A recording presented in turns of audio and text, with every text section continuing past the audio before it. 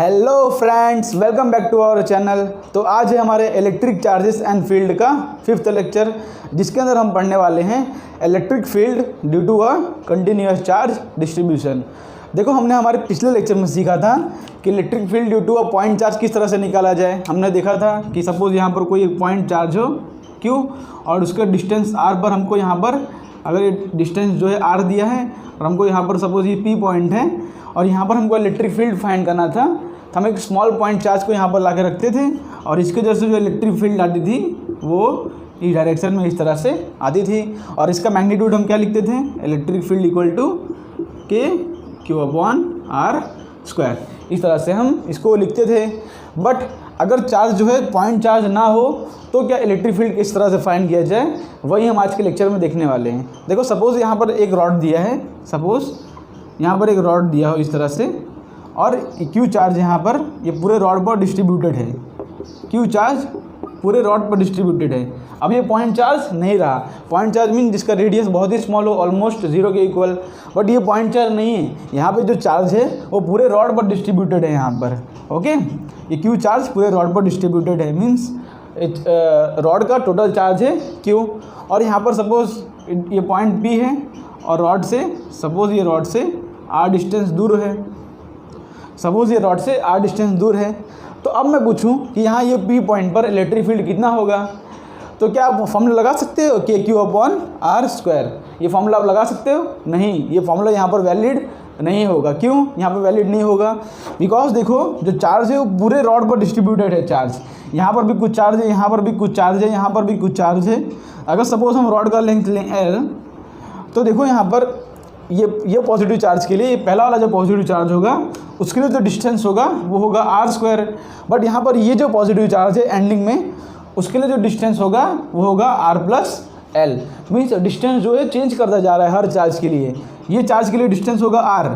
ये अगर सपोज ये L/2 लेंथ है, अगर ये L/2 है तो ये चार्ज के लिए डिस्टेंस होगा L/R+L/2, इतना डिस्टेंस होगा। यहाँ पर हमको लिखना पड़ेगा KQ/R+L/2 का होल स्क्वायर। ये चार्ज के लिए डिस्टेंस होगा, ये लास्ट वाले चार्ज के लिए R+L। टोटल डिस्टेंस कितना हो गया यहाँ से यहाँ तक, R+L। तो यहाँ पर हमको लिखना पड़ेगा KQ/R+L का होल स्क्वायर। तो इस तरह से हर चार्ज के लिए डिस्टेंस बदल रहा है। तो यहाँ पर हमारा जो नॉर्मल फार्मूला होता है KQ/R², ये फार्मूला हम नहीं लगा सकते। तो इसको किस तरह से प्रोसीड करना है वही हम आज के लेक्चर में देखने वाले हैं।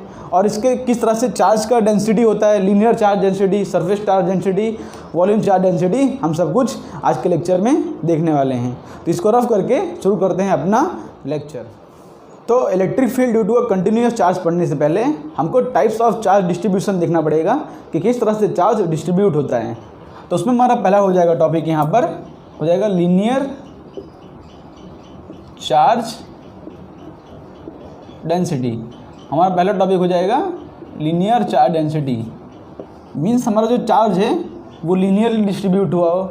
लीनियरली डिस्ट्रीब्यूट होने का मतलब क्या है, जैसे सपोज़ यहाँ पर एक रॉड है, ये रॉड जो होता है इसका लेंथ सपोज़ हम L ले लें, और चार्ज जो लीनियर, जो रॉड जो होता है वो लीनियर होता है।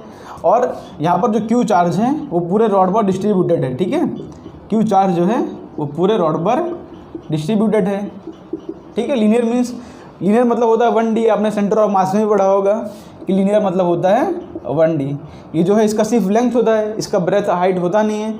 तो ये हमने एक L चार्ज ले लिया, एक चार्ज ले लिया जो पूरे रॉड पर डिस्ट्रीब्यूटेड है। चार्ज का मैग्नीट्यूड क्या है, टोटल चार्ज है Q, और ये रॉड का टोटल लेंथ है L।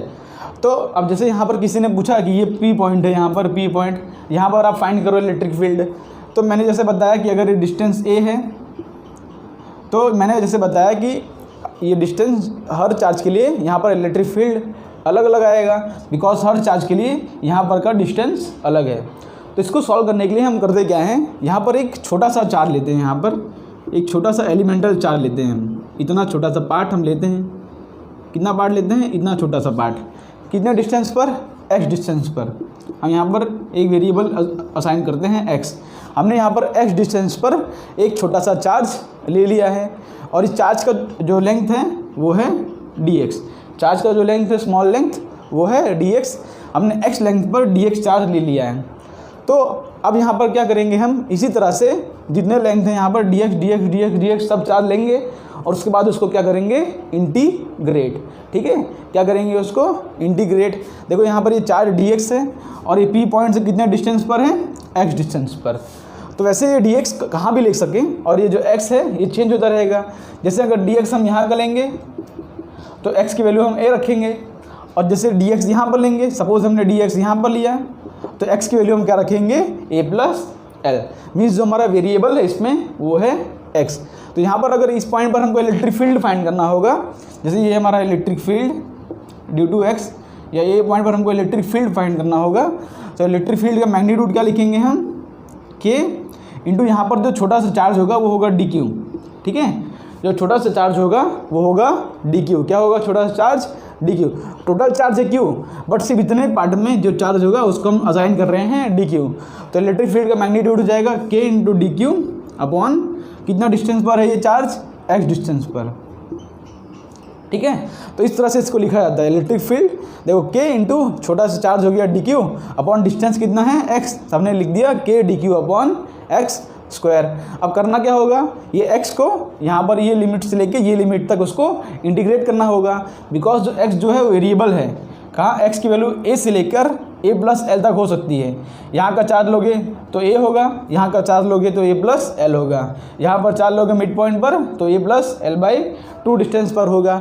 इस तरह से डिस्टेंस जो है वेरिएट कर रहा है, तो हम इसको यहाँ पर करेंगे इंटीग्रेट। हमको ई नेट फाइंड करना होगा, ई नेट जो होगा, ई नेट फाइंड करने के लिए हम करेंगे इसको इंटीग्रेट। कहाँ से कहाँ तक इंटीग्रेट करेंगे, यहाँ पर जैसे ये पॉइंट जो है स्टार्टिंग पॉइंट क्या है, a, पहला चार्ज कहाँ है a पर, और लास्ट चार्ज कहाँ है a प्लस एल तक। तो इसको इस तरह से इंटीग्रेट किया जाता है। बट यहाँ पर जो प्रॉब्लम है, यहाँ पर प्रॉब्लम यहाँ पर ये आ रही है कि dq है इसको हम x के रिस्पेक्ट में इंटीग्रेट नहीं कर सकते, बिकॉज dq जो है अलग वेरिएबल है और x जो है दूसरा वेरिएबल है। तो दो वेरिएबल को एक साथ हम इंटीग्रेट नहीं कर सकते। तो dq को हम x के टर्म में लिखने के लिए हम एक टर्म असाइन करते हैं, एक टर्म डिफाइन करते हैं जिसको कहते हैं लीनियर चार्ज डेंसिटी। इसको कहते हैं लेमड़ा, लीनियर चार्ज डेंसिटी ये है, इसको बोलते हैं हम लेमड़ा। ठीक है, लेमड़ा क्या होता है, charge per unit length. Linear charge density का फॉर्म क्या हो जाएगा, चार्ज पर यूनिट लेंथ। ठीक है, हम यहाँ पर dq को x के टर्म में चेंज करने के लिए यहाँ पर एक टर्म असाइन करते हैं लेमड़ा, जिसको कहते हैं लीनियर चार्ज डेंसिटी। ये जो रॉड है ये लीनियर है, इसलिए यहाँ पर लीनियर चार्ज डेंसिटी आएगा लेमड़ा। लेमड़ा की वैल्यू क्या होगी, यहाँ पर लेमड़ा हो जाएगा charge per unit length. Charge, total charge यहाँ पर क्या है, टोटल चार्ज है q अपॉन टोटल लेंथ है l। ठीक है, लेमड़ा होता है charge per unit length, total charge है q और लेंथ है l। बट यहाँ पर हमको सिर्फ इस चार्ज के लिए लिखना होगा, तो इस चार्ज के लिए यहाँ पर तो क्या लिखेंगे हम, लेमड़ा इक्वल टू, यहाँ पर चार्ज कितना है dq और यहाँ पर लेंथ कितना है dx। यहाँ पर चार्ज कितना है dq और यहाँ पर लेंथ कितना है dx। तो यहाँ पर dq को हम देखो यहाँ पर therefore dq equal to lambda into dx, हम यहाँ पर dq equal to lambda into dx लिख सकते हैं। देखो हमने चार्ज को dx के टर्म में ले आया, x के टर्म में, लेमड़ा तो जो है कांस्टेंट है, और देखो यहाँ पर dx आ गया, तो यहाँ पर वेरिएबल आ गया dx। तो dx और x तो आपस में इंटीग्रेट हो सकते हैं। हमने dq को लिख दिया लेमड़ा इंटू dx। ये जो लेमड़ा है ये है linear charge density, linear charge density. यहाँ पर हमने लेमड़ा इसलिए यूज़ किया बिकॉज जो हमारा फिगर है वो लीनियर है। तो जो कोई भी लीनियर फिगर होगा उसके लिए जो टर्म असाइन होता है लेमड़ा, वो होता है लीनियर चार्ज डेंसिटी, जिसको हम लिखते हैं dq बाई dx।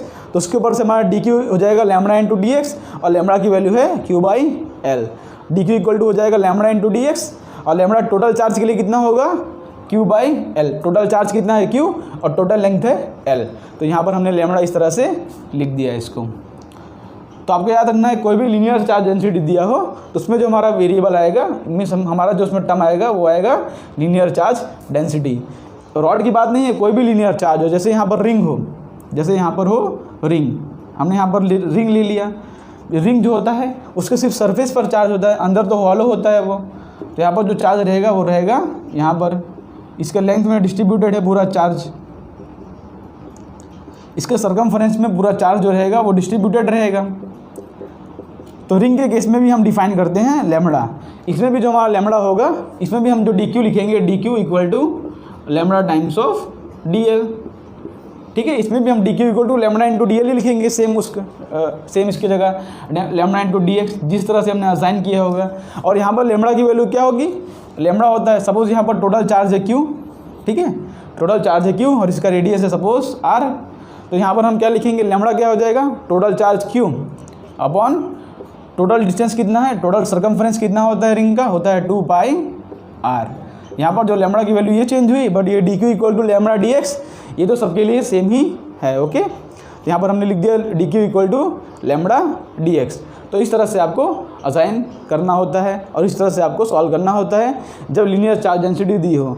आगे का प्रोसेस तो दिखा रहा हूँ, अभी आप इतना समझ लो कि D Q equal to lambda D X होता है और लैम्बडा जो होता है यहाँ पर बड़ा total charge Q upon total distance हो गया एल। ओके, तो हमने इस तरह से असाइन कर दिया।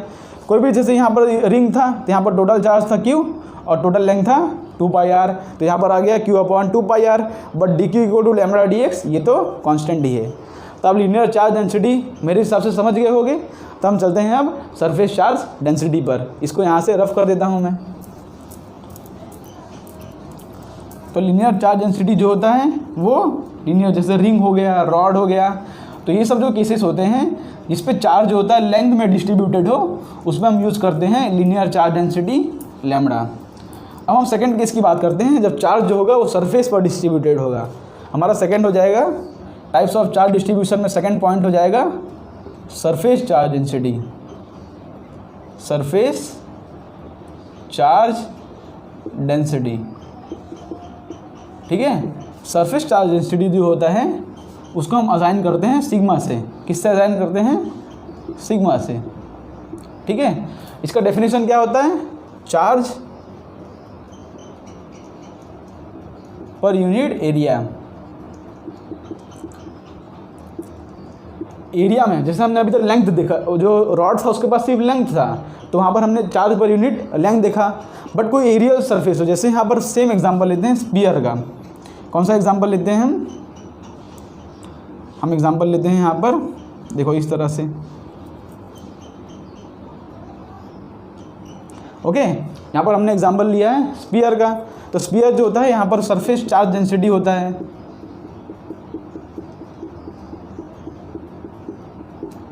ठीक है। स्फीयर के सरफेस पे वो रिंग था, ये स्फीयर है, ठीक है। वो रिंग था और ये स्फीयर है, और जो स्फीयर होगा उसके सरफेस पर जो चार्ज डेंसिटी होता है सरफेस से, ठीक है।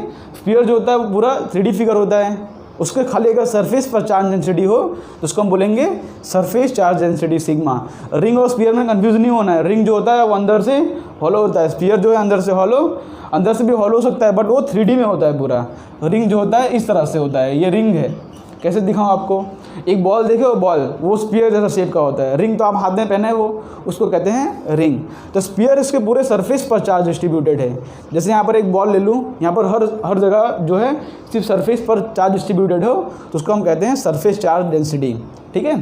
तो स्फीयर का सरफेस एरिया क्या होता है, स्फीयर का सरफेस एरिया होता है, जैसे ये हो लेंथ r, तो सरफेस एरिया होता है 4 पाई r स्क्वायर। ये तो आपने पढ़ा ही होगा, ओके। और स्फीयर इस पर टोटल चार्ज सपोज हम क्यों अज्यूम करें, तो यहाँ पर सरफेस चार्ज डेंसिटी जो होता है सिग्मा। सिग्मा क्या होता है यहाँ पर, सिग्मा होता है यहाँ पर चार्ज पर यूनिट, लिखो यहाँ पर charge per unit area, charge per unit area. तो सिग्मा क्या होगा, चार्ज, टोटल चार्ज है क्यू, और एरिया क्या है यहाँ पर, एरिया यहाँ पर क्या होगा 4 पाई r स्क्वायर। बट सपोज यहाँ पर हम कोई एलिमेंटल रिंग, जैसे यहाँ पर हमने कोई एलिमेंट काटे, यहाँ पर इतना एलिमेंट, हमने यहाँ पर एक एलिमेंट काट लिया dx, ओके। यहाँ पर हमने एलिमेंट काट लिया dx और इसका चार्ज हो जाएगा, वो स्मॉल चार्ज हो जाएगा dq। तो यहाँ पर हम सिग्मा उसके लिए क्या लिखेंगे, लिखेंगे dq अपॉन यहाँ पर जो एलिमेंट हमने काट लिया है ये, ओके, ये हमने dA काट लिया है, ठीक है, dA। हम लीनियर चार्ज डेंसिटी में हम लेंथ काटते थे, यहाँ पर हम छोटा सा एरिया काटेंगे, तो जो एरिया का हो जाएगा वो हो जाएगा यहाँ पर dA, ठीक है। एरिया का क्या हो जाएगा यहाँ पर dA। तो यहाँ पर हम dq क्या लिख सकते हैं, dq लिख सकते हैं सिग्मा इंटू dA। यहाँ पर a इस तरह लिखूँ, तो सिग्मा इंटू डी ए। डी क्यू क्या हो जाएगा यहाँ पर, सिग्मा इंटू डी ए। लीनियर चार्ज डेंसिटी में हमने लेंथ काटा था और यहाँ पर हमने छोटा सा एरिया काट लिया इतना, ठीक है, इतना हमने एरिया काट लिया यहाँ पर। तो उसका क्या हो जाएगा, d Q equal to sigma d a, और सिग्मा की वैल्यू है q upon 4 pi r square sphere के लिए, ठीक है। जैसे यहाँ पर दूसरा कोई दिया हो, जैसे यहाँ पर कुछ इस तरह से दिया हो, ये स्क्वायर दिया हो, पैरेललोग्राम दिया हो यहाँ पर, और चार्ज जो है पूरे सरफेस पर डिस्ट्रीब्यूटेड है, चार्ज जो है पूरे सरफेस पर डिस्ट्रीब्यूटेड है। तो यहाँ पर हम क्या करेंगे, एक छोटा सा एरिया काटेंगे, यहाँ पर एक छोटा सा एरिया काटेंगे, जो एरिया होगा डी ए, एरिया क्या हो जाएगा डी ए, और यहाँ पर जो चार्ज होगा वो होगा डी क्यू, और टोटल चार्ज है यहाँ पर क्यू। तो यहाँ पर भी सेम लिख सकते हो आप, डी क्यू इक्वल टू लिखोगे, डी क्यू इक्वल टू लिखोगे sigma into d a, okay, d Q equal to लिखोगे सिग्मा इंटू डी ए, और यहाँ पर सिग्मा की वैल्यू क्या होगी, सिग्मा की वैल्यू क्या होगी, यहाँ पर टोटल चार्ज है, सिग्मा की वैल्यू होगी टोटल चार्ज है यहाँ पर क्यू, और यहाँ पर इसका एरिया, सपोज अगर ये स्क्वायर हो, सपोज अगर ये स्क्वायर दिया हो यहाँ पर, ए साइड का स्क्वायर हो, तो स्क्वायर का एरिया क्या हो जाएगा यहाँ पर a square, okay. Simply sigma की वैल्यू चेंज होती है, बट यहाँ पर d Q equal to sigma d a, इस कोई भी एरियल चार्ज हो उसके ऊपर हम यहाँ पर ये अप्लाई कर सकते हैं। सरफेस चार्ज डेंसिटी टर्म होता है सिग्मा, तो यहाँ पर इसको याद रख लो। और हमारा थर्ड केस होता है वहाँ यहाँ पर volume charge density, third case हो जाएगा वॉल्यूम चार्ज डेंसिटी। इसका एग्जांपल आप समझ लो, या स्फीयर के सरफेस पर चार्ज डिस्ट्रीब्यूटेड हो तो उसमें हम सरफेस चार्ज डेंसिटी यूज़ करेंगे। ऐसे बहुत से एग्जांपल हो गए यहाँ पर, जैसे कि यहाँ पर ये स्क्वायर दिया था हमने, पैरेललोग्राम दिया था, ऐसा कोई प्लेट हो गया, तो वो सब में हम सरफेस चार्ज डेंसिटी यूज़ करते हैं। और थर्ड हमारा एग्जांपल हो जाएगा यहाँ पर, थर्ड हो जाएगा वॉल्यूम चार्ज डेंसिटी। थर्ड हमारा एग्जांपल क्या हो जाएगा, वॉल्यूम चार्ज डेंसिटी। पहले लीनियर चार्ज डेंसिटी देखा जिसमें लेंथ में डिस्ट्रीब्यूटेड था पूरा चार्ज, फिर हमने सरफेस चार्ज डेंसिटी देखा जिसमें एक सरफेस में मीन्स एक एरिया में हमारा चार्ज डिस्ट्रीब्यूटेड था। अब वॉल्यूम चार्ज डेंसिटी मीन्स हमारा जो चार्ज रहेगा, इसको हम रो से डिफाइन करते हैं, हमारा जो चार्ज रहेगा charge per unit volume, charge per unit volume, ठीक है, चार्ज पर यूनिट वॉल्यूम, इसको हम बोलते हैं रो। तो रो देखो क्या हो जाएगा यहाँ पर, सपोज यहाँ पर स्फीयर है, पहले स्फीयर के सरफेस पर चार्ज डिस्ट्रीब्यूटेड था, अब स्फीयर के इंटरनल रीजन, सपोज ये हमारा स्फीयर, उसके इंटरनल रीजन में अगर चार्ज डिस्ट्रीब्यूटेड हो पूरे वॉल्यूम में, जो सेकंड केस था उसमें सरफेस पर था, सिर्फ सरफेस पर, अब यहाँ पर वॉल्यूम के अंदर है, अंदर जो जगह है उसके अंदर भी चार्ज हो, ठीक है, अंदर जो जगह है उसके अंदर भी चार्ज हो, इस तरह से टोटल चार्ज क्यू हो, सपोज यहाँ पर टोटल चार्ज जो है वो क्यू है, और जो स्फीयर है ये इसका रेडियस है आर, ओके। तो यहाँ पर भी सॉल्व करने के लिए हम क्या करेंगे, इंटीग्रेशन तो हमको सब में ही करना है, यहाँ पर भी हम छोटा सा चार्ज एक काटेंगे, यहाँ पर छोटा सा वॉल्यूम काटेंगे, जो वॉल्यूम रहेगा इस डी वी रहेगा, और यहाँ पर जो चार्ज रहेगा वो रहेगा डी क्यू, ठीक है। वॉल्यूम रहेगा पूरा वॉल्यूम रहेगा डी वी, और छोटा सा चार्ज रहेगा डी क्यू। तो यहाँ पर हम वॉल्यूम चार्ज डेंसिटी रो को क्या लिखेंगे, रो को लिखेंगे हम, पहले लिखेंगे रो को, टोटल चार्ज है क्यू, और स्फीयर का वॉल्यूम क्या होता है 4/3 पाई आर क्यूब, और यहाँ पर रो क्या लिख सकते हैं हम, फिर से इस छोटे से चार्ज के लिए क्या लिख सकते हैं, छोटे से वॉल्यूम के लिए हम लिख सकते हैं रो इक्वल टू हो जाएगा डी क्यू अपॉन यहाँ पर वॉल्यूम कितना है डी वी। तो simply d Q equal to rho d v, d Q equal to rho d v आपको यूज़ करना है जब भी वॉल्यूम चार्ज डेंसिटी की बात आई। जब जो हमारा चार्ज रहेगा वो एक वॉल्यूम में डिस्ट्रीब्यूटेड रहेगा तो आपको d Q equal to rho d v use करना है, और स्पीयर रहेगा तो उस केस में रो की वैल्यू आ जाएगी q upon 4 pi r cube, ठीक है। तो इतना आप समझ गए। जो देखो एक बार उसको आपको जो जितना बताया मैंने उसको एक बार ब्रीफली लिख देता हूँ यहाँ पर, जितना भी मैंने बताया उसको यहाँ पर ब्रीफली लिख देता हूँ। देखो अगर लीनियर चार्ज डेंसिटी हो, linear charge density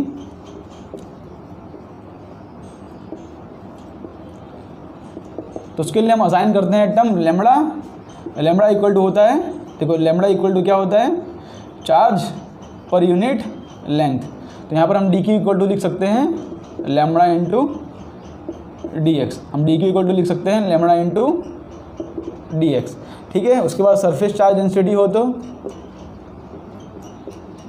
surface charge density हो तो हमने इसके लिए टर्म असाइन किया सिग्मा, और सिग्मा इक्वल टू होता है d Q upon D A, charge per unit area. तो यहाँ पर हम डी क्यू इक्वल टू लिख सकते हैं सिग्मा इंटू डी ए, इतना आपको याद रखना है। थर्ड हमारा हो जाएगा volume charge density, volume charge density, इसको हमने रो से असाइन किया है, रो हो जाएगा d Q upon d v, charge per unit volume. तो यहाँ पर हम डी क्यू की वैल्यू क्या लिख सकते हैं, रो इंटू डी वी। ये हमने टर्म असाइन किया है लीनियर चार्ज डेंसिटी सरफेस और वॉल्यूम, क्योंकि हमको इंटीग्रेशन में मैंने बताया था कि इंटीग्रेशन में हमको उसको उस वेरिएबल के टर्म में लाना है, नीचे जो वेरिएबल है उस वेरिएबल के टर्म में इक्वेशन लाना है, इसलिए हमने ये सब टर्म असाइन किया है यहाँ पर, d Q equal to rho d v, d Q equal to rho d a. ठीक है, तो यहाँ पर इसके एग्जांपल थे रॉड और रिंग हमने देखा था, और भी काफ़ी एग्जांपल होते हैं। इसके एग्जांपल स्फीयर के सरफेस पर चार्ज डिस्ट्रीब्यूटेड हो, या कोई पैरेललोग्राम हो, कोई प्लेट हो, ठीक है, कोई डिस्क हो, रिंग नहीं कोई डिस्क हो, तभी भी सरफेस चार्ज यूज़ करेंगे। वॉल्यूम जैसे वॉल्यूमेट्रिक वाला कोई है, जैसे स्फीयर के इंटरनली चार्ज डिस्ट्रीब्यूटेड हो, इस तरह से जो केस आएगा क्यूब हो, क्यूब के पूरे इंटरनली चार्ज डिस्ट्रीब्यूटेड हो, तब हम वॉल्यूम चार्ज डेंसिटी यूज़ करेंगे।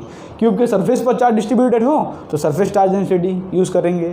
तो ये सब टर्म आप सीख गए। तो अब हम देखते हैं कि किस तरह से इसको एप्लीकेशन किया जाता है। ठीक है, मतलब डिफरेंट केसेस में। तो हम यहाँ पर स्टार्ट करते हैं रिंग से। तो यहाँ पर इसको रफ करके, तो सबसे पहला हमारा केस हो जाएगा electric field due to a uniform ring. हमने यहाँ पर एक रिंग ले लिया है, हमारा ये पहला क्वेश्चन हो जाएगा। ठीक है, electric field due to a uniform ring. हमने यहाँ पर रिंग ले लिया, एक रिंग जिसके ऊपर टोटल चार्ज है सरफेस, जो यहाँ पर रिंग होता है उसके यहाँ पर लेंथ में, पूरे सरकमफ्रेंस में चार्ज डिस्ट्रीब्यूटेड है यहाँ पर। ठीक है, पूरे सरफेस पर, सॉरी पूरे लेंथ पर यहाँ पर चार्ज डिस्ट्रीब्यूटेड है, रिंग है इसलिए यहाँ पर ये लेंथ आएगा, और इसका जो टोटल चार्ज है वो है Q। अब किसी ने हमको पूछ लिया कि सेंटर पर इलेक्ट्रिक फील्ड फाइंड करो, कि रिंग के सेंटर पर इलेक्ट्रिक फील्ड क्या होगा। रिंग के सेंटर पर इलेक्ट्रिक फील्ड हमने जैसे पिछले लेक्चर में देखा था कि यहाँ पर बहुत सारे चार्जेस हैं। जैसे यहाँ पर सपोज इतना चार्ज ले लिया हमने, इस चार्ज, तो इस चार्ज का इलेक्ट्रिक फील्ड आएगा इस डायरेक्शन में, ये DE1 हो जाएगा, छोटा सा चार्ज लूँ यहाँ पर। वैसे यहाँ पर इस चार्ज का लूँगा तो यहाँ पर इस डायरेक्शन में आएगा DE2, इस चार्ज का लूँगा तो यहाँ पर इस डायरेक्शन में आएगा DE3, इस चार्ज का लूँ तो यहाँ पर आएगा DE4। मीन्स यहाँ पर आप देख सकते हो, यहाँ पर जो भी चार्ज ले रहा हूँ, जैसे यहाँ पर ये चार्ज ले रहा हूँ तो इसके अपोजिट भी एक चार्ज है। यहाँ पर जैसे इस चार्ज का इलेक्ट्रिक फील्ड आया इस डायरेक्शन में, तो इस चार्ज का इलेक्ट्रिक फील्ड आ जाएगा इस डायरेक्शन में, इसके जस्ट अपोजिट साइड में। तो ये दोनों इलेक्ट्रिक फील्ड जो हैं वो आपस में कैंसिल हो जाएंगे। वैसे यहाँ पर ये चार्ज है तो इस चार्ज का जो इलेक्ट्रिक फील्ड आ रहा है इस डायरेक्शन में, और यहाँ पर ये चार्ज ले लूँ तो इसका इलेक्ट्रिक फील्ड आएगा इस डायरेक्शन में, ये दोनों भी आपस में कैंसिल हो जाएंगे। वैसे यहाँ पर कोई भी एंगल पर लो आप, देखो यहाँ पर कोई भी एंगल लो, ये पूरा सिमेट्रिक फिगर है। यहाँ पर जैसे यहाँ पर लोगे तो इसका इलेक्ट्रिक फील्ड आएगा इस डायरेक्शन में, तो इसके जस्ट अपोजिट यहाँ पर ले लूँ तो इसका इलेक्ट्रिक फील्ड आएगा इस डायरेक्शन में, तो ये दोनों भी आपस में कैंसिल हो जाएंगे। मीन्स यहाँ पर टोटल जो इलेक्ट्रिक फील्ड आ रहा है यहाँ पर वो दूसरे मिरर एलिमेंट की वजह से कैंसिल हो जाएगा। यहाँ पर क्या लिख दो, the net electric field is 0 because of the mirror element. देखो यहाँ पर इसके अपोजिट यहाँ पर एक मिरर एलिमेंट है जिसका भी इलेक्ट्रिक फील्ड उसके जस्ट अपोजिट आएगा, ये दोनों कैंसिल हो जाएंगे। तो यहाँ पर जो नेट इलेक्ट्रिक फील्ड आएगा वो आएगा 0। अगर यूनिफॉर्म रिंग हो, अगर पूरा रिंग हो यूनिफॉर्म, तो जो नेट इलेक्ट्रिक फील्ड आएगा वो आएगा 0। इतना पॉइंट आपको समझ पड़ गया है कि नेट इलेक्ट्रिक फील्ड आएगा 0 due to a uniform ring. समझ गए क्यों 0 आएगा, बिकॉज इसका एलिमेंट जो होगा, जैसे इसका जो इलेक्ट्रिक फील्ड आएगा यहाँ पर और इसका इलेक्ट्रिक फील्ड आएगा यहाँ पर, वो दोनों पार्ट आपस में कैंसिल हो जाएंगे। ऐसे सब एक दूसरे से कैंसिल हो जाएंगे, यहाँ पर कुछ बचेगा ही नहीं। यहाँ पर जो इलेक्ट्रिक फील्ड आ जाएगा वो आ जाएगा 0। तो ये तो बहुत ही ईजी केस था। अगर हम यहाँ पर रिंग की जगह यहाँ पर सेमी रिंग लें, तो रिंग की जगह पर यहाँ पर क्या ले लें हम, सेमी रिंग। यहाँ पर लिख दें uniform semi ring. Semi ring means कुछ इस तरह का हो, तो उसमें देखो यहाँ पर कुछ इस तरह का दिया हो। ठीक है, ये हमारा सेमी रिंग, इसका जो रेडियस है वो है r, और इस पे यहाँ पर लेंथ में जो टोटल चार्ज डिस्ट्रीब्यूटेड है लेंथ में वो है कैपिटल Q। यहाँ पर लेंथ में जो टोटल चार्ज डिस्ट्रीब्यूटेड है वो है कैपिटल Q। इसका जो रेडियस है R। यहाँ पर हमको पूछा क्या है, पूछा है find electric field at the centre of ring. चलो यहाँ पे रफ करता हूँ बिकॉज यहाँ पे डायग्राम ड्रॉ करना है। इसको यहाँ पर लिख देता हूँ, find electric field at centre of ring के सेंटर पर हमको इलेक्ट्रिक फील्ड फाइंड करना है कि यहाँ पर जो सेंटर पॉइंट है, सपोज इसको O पॉइंट बोल दूँ, तो O पॉइंट पर इलेक्ट्रिक फील्ड कितना होगा। तो इसको फाइंड करने का तरीका क्या होगा, देखो यहाँ पर हर चार्ज जो है लीनियरली डिस्ट्रीब्यूटेड है। ये चार्ज 0 डिग्री एंगल पर है, ये चार्ज 60 डिग्री पर होगा, सपोज ये 90 डिग्री पर होगा, ये 180 डिग्री पर। तो हर चार्ज का एंगल अलग अलग है। इलेक्ट्रिक फील्ड जो है वेक्टर क्वांटिटी है, तो एंगल चेंज होगा तो इलेक्ट्रिक फील्ड का मैग्नीट्यूड भी चेंज हो जाएगा। ठीक है यहाँ पर। तो इसको किस तरह से टैकल करना है वो देखो। यहाँ पर हम क्या करेंगे, यहाँ पर हम करेंगे यहाँ पर ये एक्स एक्सिस से थीटा डिग्री एंगल पर, एक्स एक्सिस से थीटा डिग्री एंगल पर हम यहाँ पर एक छोटा सा एलिमेंट काटेंगे, छोटा सा एलिमेंट जो होगा डी थीटा। और यहाँ पर छोटा सा लेंथ लेंगे, ये लेंथ हमने सपोज dx ले लिया। ठीक है, हमने यहाँ पर लेंथ कितना ले लिया dx। तो यहाँ पर जो चार्ज हो जाएगा वो हो जाएगा dq। हमने छोटा सा चार्ज ले लिया dq। ठीक है, चलो यहाँ पर dq स्मॉल q से असाइन करता हूँ dq। और यहाँ पर टोटल चार्ज जो है मैं यहाँ पर q असाइन करता हूँ। ठीक है, टोटल चार्ज है q। ओके, तो यहाँ पर हमने छोटा सा एलिमेंट ले लिया थीटा एंगल पर, हमने छोटा सा एलिमेंट ले लिया डी थीटा, जिसका जो लेंथ है वो है dx और जिसका जो चार्ज है वो है dq। तो यहाँ पर समझो, तो ये dq को जैसे यहाँ पर इलेक्ट्रिक फील्ड कितना आएगा, dq जैसे यहाँ पर है, तो ये एक्चुअली बहुत ही छोटा है, मैंने यहाँ पर थोड़ा बड़ा ड्रॉ कर दिया है, लेकिन एक्चुअली बहुत ही छोटा सा पॉइंट, इतना छोटा सा पॉइंट है। ठीक है, ऑलमोस्ट नेग्लिजिबल पॉइंट होता है।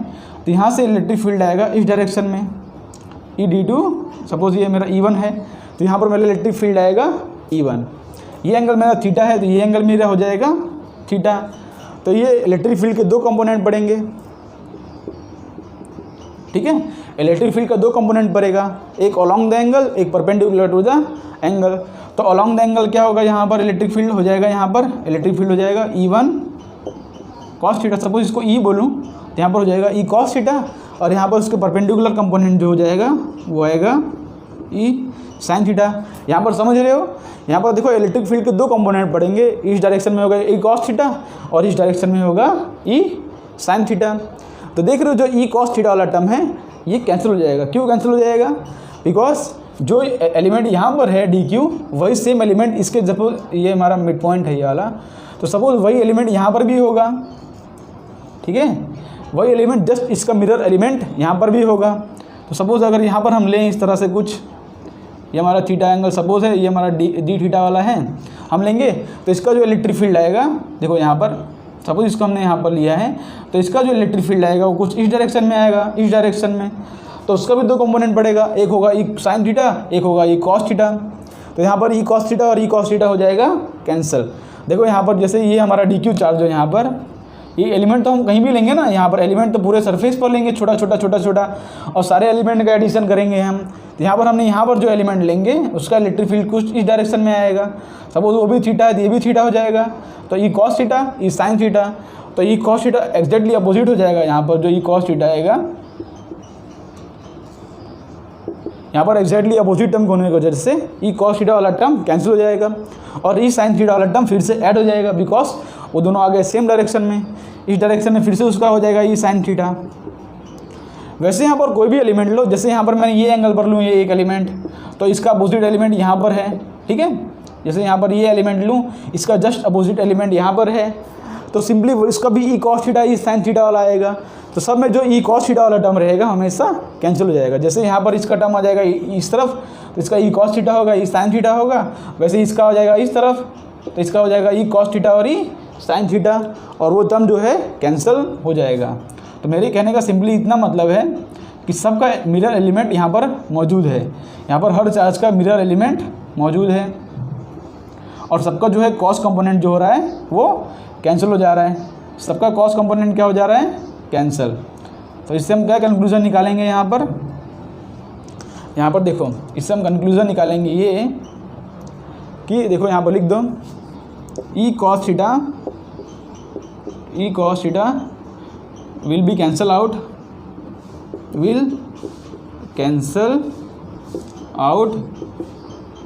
Due to the mirror opposite element,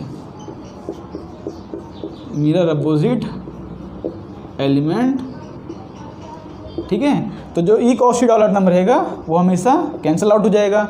यहाँ पर ई कॉस थीटा, यहाँ पर ई कॉस थीटा, वो टर्म जो है कैंसिल आउट हो जाएगा। तो यहाँ पर जो ई कॉस थीटा वाला टर्म है वो तो निकल गया, अब बचा सिर्फ ई साइन थीटा का टर्म, ठीक है। ई कॉस थीटा का टर्म तो उड़ गया, ये समझ पड़ा ई कॉस थीटा का टर्म कैसे उड़ गया। तो यहाँ पर हमको नेट इलेक्ट्रिक फील्ड फाइंड करना होगा, तो सबका ई साइन थीटा ऐड करना होगा। जितने इलेक्ट्रिक फील्ड यहाँ पर निकलेंगे, जितने चार्जेस यहाँ पर डी क्यू चार्ज हम काटेंगे, सबका जो ई साइन थीटा वाला टर्म रहेगा उसी को हमको इंटीग्रेट करना पड़ेगा, समझ पड़ा। बिकॉज ई कॉस थीटा का टर्म हमारा ई नेट होगा। ई नेट यहाँ पर क्या लिखेंगे हम, integration of D sine theta. E net हमारा क्या हो जाएगा, integration of D sine theta. D sine theta को हम इंटीग्रेट कर देंगे तो हमारा जो आ जाएगा हो जाएगा डी साइन थीटा। और डी की वैल्यू क्या लिख सकते हैं यहाँ पर हम, डी की वैल्यू यहाँ पर साइड में लिख लेते हैं। ओके, यहाँ पर लिख लेता हूँ मैं, जो डी होगा वो क्या होगा, डी होगा के इंटू यहाँ पर चार्ज कितना है डी क्यू, और यहाँ पर चार्ज कितना है डी क्यू, और सपोज ये रेडियस आर है तो कितना डिस्टेंस पर है, आर डिस्टेंस पर है तो हो जाएगा आर स्क्वायर। ये है हमारा डी। तो डी क्या आ रहा है, k d Q upon are square. तो यहाँ पर लिखो d equal to k into D Q upon are square. तो यहाँ पर डी क्यू है वो हमारा आर, उसको हमको आर के टर्म में लिखना पड़ेगा। इसको आर कैपिटल आर है, ठीक है, यहाँ पर कैपिटल आर लिखो। ओके, यहाँ पर लिखो कैपिटल आर। तो डी क्यू के हम क्या लिख सकते हैं, हमने जो लीनियर चार्ज डेंसिटी होता है हमने देखा था कि डी क्यू को किस तरह से लिखेंगे हम, डी क्यू इक्वल टू हो जाएगा lambda into d x.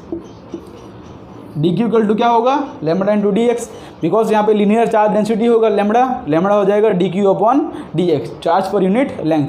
Lambda equal to d Q upon d x होगा, तो डी क्यू इक्वल टू हो जाएगा लैम्बडा इंटू डी एक्स। तो यहाँ पर जो डी एक्स हमारा डी एक्स ये है, ठीक है, हमारा डी एक्स है वो ये है। बट यहाँ पर देखो वेरिएबल क्या है, यहाँ पर वेरिएबल जो है वो एक्स नहीं है, डी एक्स हमारा वेरिएबल नहीं है। यहाँ पर देखो थीटा वेरिएबल है। थीटा क्यों वेरिएबल है, बिकॉज थीटा 0 होगा तो इलेक्ट्रिक फील्ड यहाँ पर कुछ आएगा, थीटा कुछ 60 डिग्री होगा तो इलेक्ट्रिक फील्ड यहाँ पर आएगा, थीटा 180 डिग्री होगा इलेक्ट्रिक फील्ड यहाँ पर आएगा। यहाँ पर देखो थीटा चेंज हो रहा है 0 से लेके 180 डिग्री तक। यहाँ पर थीटा इक्वल टू 0 डिग्री है, यहाँ पर थीटा इक्वल टू 180 डिग्री है। हम सेंटर ऑफ मास में भी इस तरह से डिफाइन करते थे। कौन सा वेरिएबल है यहाँ पर, थीटा वेरिएबल है। मीन्स हमको यहाँ पर जो डी एक्स है इसको भी हमको थीटा के टर्म में लिखना पड़ेगा। लैम्बडा तो कांस्टेंट है, हमको इंटीग्रेट करने के लिए डी एक्स जो होगा उसको भी थीटा के टर्म में लिखना पड़ेगा। आर भी कांस्टेंट है, यहाँ पर के भी कांस्टेंट है। D Q equal to lambda D x लिखेंगे तो डी एक्स जो जाएगा उसको भी थीटा के टर्म में लिखना पड़ेगा। तो हमको यहाँ पर फॉर्मूला क्या पता होता है, देखो यहाँ पर जैसे कि इतना हमारा ये है, ठीक है, ये है हमारा डी क्यू, सॉरी ये है हमारा डी एक्स, इस पर चार्ज है वो है डी क्यू, और यहाँ पर जो एंगल है वो है डी थीटा। यहाँ पर हमने फॉर्मूला पढ़ा है मैथ्स में कि L equal to r theta होता है, यहाँ पर L equal to r theta होता है। हमने फॉर्मूला पढ़ा है ना, L equal to r theta. तो L क्या है यहाँ पर डी एक्स, आर क्या है हमारा, यहाँ पर रेडियस आर है, इसका रेडियस है आर, और यहाँ पर जो है ये थीटा क्या है यहाँ पर डी थीटा। तो यहाँ पर हम डी एक्स की जगह क्या लिख सकते हैं, यहाँ पर डी एक्स की जगह लिख सकते हैं आर इंटू डी थीटा। तो हमारा नेट डी क्यू क्या हो जाएगा, यहाँ पर देखो, यहाँ पर डी क्यू क्या हो जाएगा हमारा लैम्बडा इंटू डी एक्स क्या है हमारा r into D theta. Because हमने इसको थीटा के टर्म में कन्वर्ट किया क्योंकि यहाँ पर जो हमारा वेरिएबल है वो है थीटा। थीटा जो है चेंज होगा तो यहाँ पर इलेक्ट्रिक फील्ड चेंज हो रहा है, तो हमने d Q equal to lambda r d theta लिखा। तो देखो आगे क्या करेंगे हम, तो ये डी क्यू की वैल्यू यहाँ पर पुट कर देंगे। ये पॉइंट तो आपने नोट कर लिया होगा। तो हमारा डी क्यू की वैल्यू यहाँ पर पुट करेंगे तो क्या होगा, आगे लिखो, देखो यहाँ पर आ रहा है, देखो यहाँ पर आ रहा है d Q equal to lambda into r into D theta. यहाँ पर डी क्यू क्या आ रहा है, lambda into r into D theta. तो यहाँ पर हमारा डी क्या हो जाएगा, तो यहाँ पर सब वैल्यू पुट करते हैं। अब ई नेट हमारा हो जाएगा, E net equal to integration of D की जगह लिखो K into D Q upon are square into sine theta, और अब डी क्यू की जगह पर लिख दो लेमड़ा आर डी थीटा, जहाँ पर इंटीग्रेशन ऑफ के d Q lambda, D Q नहीं लिखना है, डी क्यू जगह लिखना है लेमड़ा आर डी थीटा, और यहाँ पर है साइन थीटा और नीचे है आर स्क्वायर। इतना आपको समझ पड़ा कि नहीं? देखो हमने पूरे टर्म को थीटा के टर्म में कन्वर्ट कर लिया। तो आगे यहाँ पर लिखता हूँ मैं, आगे यहाँ पर लिखता हूँ, हमने यहाँ पर उसको लिख लिया। तो हमारा ई नेट क्या हो जाएगा? यहाँ पर ई नेट हो जाएगा, जितने कांस्टेंट टर्म है उसको बाहर निकाल लो। कांस्टेंट टर्म कौन से हैं? के कांस्टेंट है, लेमड़ा कांस्टेंट है यहाँ पर, और कैपिटल आर स्क्वायर कांस्टेंट है यहाँ पर। तो के कांस्टेंट है, लेमड़ा कांस्टेंट है, कैपिटल आर स्क्वायर कांस्टेंट है, बिकॉज रेडियस तो फिक्स है हमेशा। बचा क्या रहेगा? एक आर से एक आर कैंसिल हो जाएगा यहाँ पर। अंदर क्या बचा रह गया? अंदर बचा रह गया साइन थीटा डी थीटा, अंदर के लेमड़ा अपॉन आर बचा रह गया बाहर, बिकॉज एक आर तो कैंसिल हो गया। अंदर बचा है sine theta into D theta. अब sine theta into D theta को हमको इंटीग्रेट करना पड़ेगा। कहाँ से कहाँ तक? थीटा इक्वल टू 0 डिग्री से लेके थीटा इक्वल टू 180 डिग्री तक। यहाँ पर 0 डिग्री लिखो, यहाँ पर लिखो 180 डिग्री, तो इसको इंटीग्रेट कर दो। तो यहाँ पर क्या आएगा हमारा answer? K lambda upon r, sine theta का इंटीग्रेशन क्या होता है? Minus cos theta. Integration of sine theta होता है माइनस कॉस थीटा, और 0 से लेके 180 डिग्री तक। तो यहाँ पर लिखो क्या हो जाएगा? K lambda upon r minus cos 180, यहाँ पर लिखो माइनस ऑफ कॉस 180 माइनस हो जाएगा minus of cos 0, minus of cos 0। तो यहाँ पर हमारा आंसर क्या आएगा? कॉस 180 होता है -1, तो लिखो यहाँ पर कॉस 180 क्या होता है? -1। तो फर्दर लिखते हैं यहाँ पर इसको यहाँ पर फर्दर लिखता हूँ, तो हो जाएगा k lambda upon are, cos 180 होता है -1, और -1 इंटू -1 हो जाएगा +1। ठीक है, कॉस 180 होता है -1, और माइनस इंटू माइनस हो जाएगा +1, यहाँ पर माइनस माइनस हो जाएगा प्लस, और कॉस 0 क्या होता है? 1। तो यहाँ पर हमारा आंसर क्या आ रहा है? 2k lambda upon R. हमारा आंसर क्या आ रहा है यहाँ पर? 2k lambda upon are. तो electric field due to a semi ring क्या हो जाएगा? 2k lambda upon are. इसको यहाँ पर नोट कर लो। तो यहाँ पर देखो हमारा इलेक्ट्रिक फील्ड ड्यू टू क्या आ रहा है, कहीं लिख देते हैं यहाँ पर, सपोज यहाँ पर लिख दूँ मैं,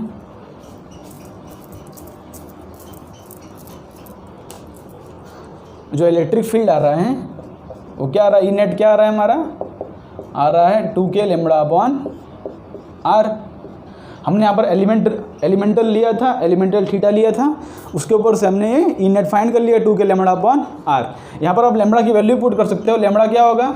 टोटल चार्ज था वहाँ पर क्यू, और टोटल लेंथ था यहाँ पर सेमी रिंग था। देखो यहाँ पर टोटल सेमी रिंग था ये, तो टोटल लेंथ कितना होगा? टोटल सरकमफरेंस होता है रिंग का 2πr, तो आधे का कितना होगा? πr। यहाँ पर आप लेमड़ा की वैल्यू पुट कर सकते हो, बट जनरली मैं आंसर लेमड़ा के टर्म में लिखता हूँ, बिकॉज बुक में जो डेरिवेशन है उसमें भी आंसर दिया है लेमड़ा की टर्म में। तो ये था सेमी रिंग के लिए। इसी तरह से आप क्वार्टर रिंग के लिए भी डिफाइन कर सकते हो, और रिंग एट एनी एंगल आप डिफाइन कर सकते हो। इसको यहाँ से रफ करके हम क्वार्टर रिंग के बारे में, हमारा यहाँ पर नेक्स्ट क्वेश्चन हो जाएगा electric field due to a quarter ring. यहाँ पर हमने सेमी रिंग दिखा था, और यहाँ पर हो जाएगा क्वार्टर रिंग। क्वार्टर रिंग कुछ किस तरह से होता है? रिंग का 1/4 पार्ट, रिंग का होता है 1/4 पार्ट। ये भी इंटरेस्टिंग है, इसलिए यहाँ पर करा दे रहा हूँ, बिकॉज यहाँ पर वो ई कॉस थीटा वाला टर्म कैंसिल नहीं होता है। देखो यहाँ पर हमारे पास क्वार्टर रिंग है, उसके ऊपर टोटल चार्ज जो है वो क्यू डिस्ट्रीब्यूटेड है। यहाँ पर टोटल चार्ज कितना है? यहाँ पर क्यू है, और यहाँ पर जो है ये, ठीक है, यहाँ पर टोटल चार्ज है क्यू, और इसका रेडियस है यहाँ पर आर। हमको यहाँ पर electric field at a centre find करना है। Electric field at centre of quarter ring. तो यहाँ पर हमको सेंटर पे फाइंड करना है कि यहाँ पर इलेक्ट्रिक फील्ड क्या होगा। तो देखो हम सेम उसी तरह से प्रोसेस करेंगे यहाँ पर जिस तरह हमने सेमी रिंग में किया था। हम यहाँ पर थीटा एंगल पर एक डी थीटा एलिमेंट कंसीडर करेंगे। हमने यहाँ पर लिया थीटा एंगल, और उस पर हमने एक डी थीटा का एलिमेंट कट आउट कर लेंगे। यहाँ पर डी थीटा, ये हमारा हो जाएगा चार्ज, ये हमारा इतना चार्ज हो जाएगा डी क्यू, हमारा चार्ज हो जाएगा डी क्यू, हमारा जो लेंथ हो जाएगा वो हो जाएगा डी एक्स। ये हमारा जो छोटा सा लेंथ है, हमारा जो इतना छोटा सा लेंथ है, ये वाला ये छोटा सा लेंथ है डी एक्स, और डी एक्स लेंथ पे चार्ज कितना है? D q. हमने। तो डी क्यू की वजह से electric field at a O point क्या आएगा, डी क्यू की वजह से electric field at a O point आएगा, देखो इस डायरेक्शन में, ये हो जाएगा हमारा electric field E. Okay, d की वजह से इलेक्ट्रिक फील्ड हो जाएगा, सॉरी डी हो जाएगा। ओके, डी हो जाएगा यहाँ पर। तो डी की वजह से इलेक्ट्रिक फील्ड आ रहा है डी। तो डी के फिर से यहाँ पर दो कंपोनेंट पड़ेंगे यहाँ पर, ये हो जाएगा हमारा डी। सपोज ये मेरा थीटा एंगल है, तो यहाँ पर ऐसे लाइन ड्रॉ कर लो, तो ये थीटा एंगल है तो ये भी थीटा एंगल हो जाएगा। तो यहाँ पर आएगा ये डी साइन थीटा, और अलॉन्ग द एंगल आता है डी कॉस थीटा। ठीक है, यहाँ पर दो कंपोनेंट है। बट अब यहाँ पर प्रॉब्लम क्या आ रही है कि रिंग की वजह से यहाँ पर सेमी रिंग था, तो इसका मिरर एलिमेंट यहाँ पर मौजूद था, बट यहाँ पर एक क्वार्टर रिंग है, तो उसका मिरर एलिमेंट यहाँ पर मौजूद नहीं है। मीन्स यहाँ पर जो डी कॉस थीटा वाला टर्म है इस बार कैंसिल नहीं होगा। कैंसिल क्यों नहीं होगा, बिकॉज यहाँ पर उसका मिरर एलिमेंट है ही नहीं कि इसको इलेक्ट्रिक फील्ड, इसका इलेक्ट्रिक फील्ड डायरेक्शन में आके कैंसिल हो जाए। तो मीन्स यहाँ पर डी कॉस थीटा का टर्म भी रहेगा और डी साइन थीटा का भी टर्म भी रहेगा। तो यहाँ पर ई नेट कैसे निकलेगा, हमको एक्स डायरेक्शन, देखो ये हमारा ई एक्स है, ठीक है, ये हमारा है ई एक्स, एक्स डायरेक्शन में है, और ये हमारा है ई वाई। ठीक है, हमको मतलब अब net field in the X direction में फाइंड करना पड़ेगा, इन वाई डायरेक्शन में फाइंड करना पड़ेगा, और दोनों का हमको रिजल्टेंट लेना पड़ेगा। दोनों 90 डिग्री पर हैं, तो रिजल्टेंट किस तरह से निकलेगा, हम रिजल्टेंट किस तरह से निकलेगा, देखो ई नेट हमारा होगा under root of E into x square plus E y का स्क्वायर। मीन्स एक्स डायरेक्शन में जो इलेक्ट्रिक फील्ड है वो भी हमको कंसिडर करना पड़ेगा, और वाई डायरेक्शन में जो इलेक्ट्रिक फील्ड होगा उसको भी हमको कंसिडर करना पड़ेगा।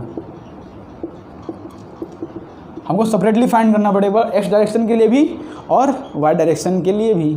ठीक है, और यहाँ पर थीटा वेरिएबल है, कहाँ से कहाँ तक, थीटा इक्वल टू 0 डिग्री से लेके थीटा इक्वल टू 90 डिग्री पर, और वेरिएबल क्या है थीटा। तो हमको सबको थीटा के टर्म में कन्वर्ट करना पड़ेगा यहाँ पर।